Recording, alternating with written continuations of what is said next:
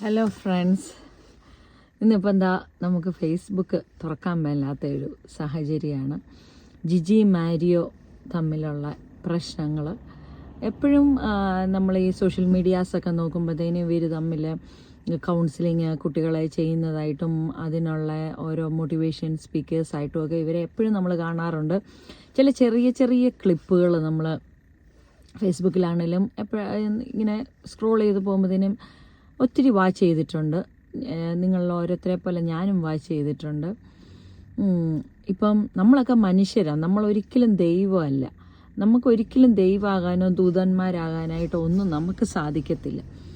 അപ്പം അവർ തമ്മിൽ ഒരു പക്ഷേ ഒന്നുമില്ലാഞ്ഞ സമയത്ത് അവർ തമ്മിൽ ഒരുമിച്ച് നിന്നു. ഇങ്ങനെ അതിൻ്റെ അകത്ത് പറയുന്നുണ്ട്, അവരാദ്യമായിട്ട് വീട് വെക്കാനായിട്ട് 15 ലക്ഷം രൂപ അവർക്കാരോ കടം കൊടുത്തിട്ടാണ് അവരാദ്യമായിട്ടൊരു വീട് വെച്ചത്. ഇന്ന് അവർക്ക് പലതരം കൗൺസിലിംഗ് സെൻറ്റേഴ്സ്, മോട്ടിവേഷൻ ആയിട്ടുള്ള ഒരു ഏരിയാസും കൗൺസിലിംഗ്, പിള്ളേരെ കൗൺസിൽ ചെയ്യുന്നു. അവർ പല പല ഏരിയാസിൽ അവർക്ക് ഉണ്ട്. പുതിയ പുതിയ ഇതുപോലെ തന്നെയുള്ള കൗൺസിലിംഗ് പോലെയുള്ള എന്തൊക്കെയോ സ്ഥാപനങ്ങളോ ബിസിനസ്സുകളോ ഒക്കെ ആരംഭിച്ചപ്പോഴത്തേനുമാണ് അവർക്ക് പ്രശ്നങ്ങൾ തുടങ്ങിയത്.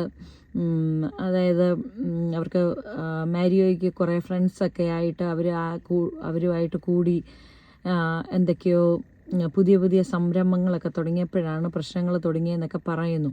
അതിൽ തന്നെ ജിജിയുടെ ഒരു വീഡിയോ യൂട്യൂബിൻ്റെ അകത്ത് കണ്ടത് എന്താണെന്ന് ചോദിച്ചു കഴിഞ്ഞാൽ, ജിജി പോയി പറയുന്നു, വെറുതെ വിടണം, 2 കുട്ടികളുണ്ട്, ആ കുട്ടികൾക്ക് ഫാമിലി അമ്മ ഇല്ലാണ്ടാക്കരുത് നിങ്ങളെന്നൊക്കെ മാരിയോയുടെ ഫ്രണ്ട്സിനോടൊക്കെ പോയി പറയുന്നു.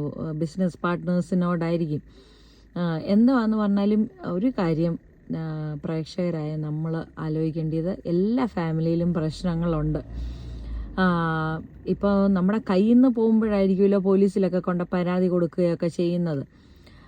അപ്പോൾ കുട്ടികളൊക്കെ ചേർന്ന് വന്നാണ് ജിജിയുടെ കൂടെ നിൽക്കുന്നതും ജിജിയുടെ കൂടെ സംസാരിക്കുന്നതും ഒക്കെ. അപ്പോൾ നമ്മൾ എന്താ ചെയ്യേണ്ടതെന്ന് ചോദിച്ചു കഴിഞ്ഞാൽ, നമ്മളിവരെ കുറ്റം വിധിക്കാനായിട്ടല്ല, നമുക്കിവർക്ക് വേണ്ടിയിട്ട് പ്രാർത്ഥിക്കും. നമ്മൾ വലിയ സെയിൻസ് ഒന്നും ആയിട്ടല്ല, പക്ഷെ നമുക്ക് ഇവർക്ക് വേണ്ടി പ്രാർത്ഥിക്കാം, ഇല്ലേ? എന്താ പറയുന്നത്, അവരുടെ കുടുംബ പ്രശ്നങ്ങൾ തീരാനും 2 പെൺകുഞ്ഞുങ്ങളോ എന്തോ ആണ്.